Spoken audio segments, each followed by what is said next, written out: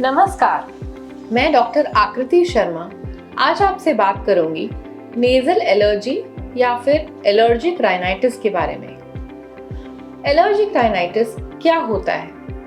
क्या कभी आपके साथ ऐसा हुआ है कि लगातार छींकों से आप परेशान हुए हो?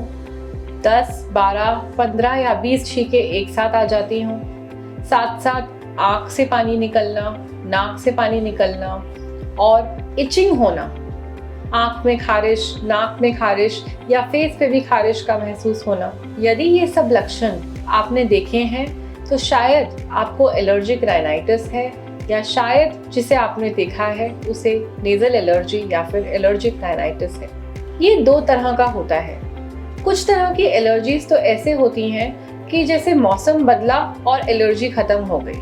किसी किसी को दिक्कत फूलों के मौसम में ज़्यादा होती है, जैसे स्प्रिंग सीजन, फूलों से एलर्जी होना, धूल मिट्टी से एलर्जी होना, और जैसे ही ये मौसम खत्म होता है एलर्जी भी खत्म हो जाती है। इसे सीजनल एलर्जिक राइनाइटिस कहते हैं और कभी कभी ये पूरे साल रहती है। तो जानना बहुत ज़रूरी है कि एलर्जी आखिर किससे है। क्या आपको डस्ट से एलर्जी है, कॉकरोच से एलर्जी है, किसी एनिमल से, कुत्ते या बिल्ली के फर से एलर्जी है, या किसी खाने के पदार्थ से एलर्जी है?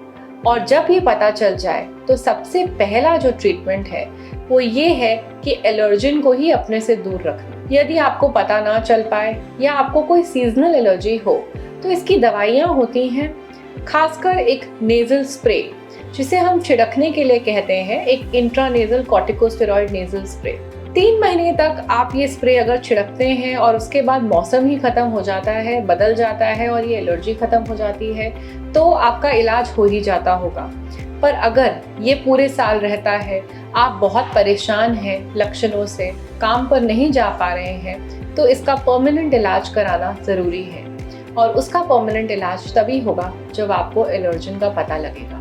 उसके लिए कुछ टेस्ट होते हैं जिससे एलर्जिन का पता लगेगा और फिर हम आपको एलर्जिन से दूर करने के तरीके बताएंगे या आगे का परमानेंट इलाज इम्यूनोथेरेपी के बारे में बताएंगे। नमस्कार।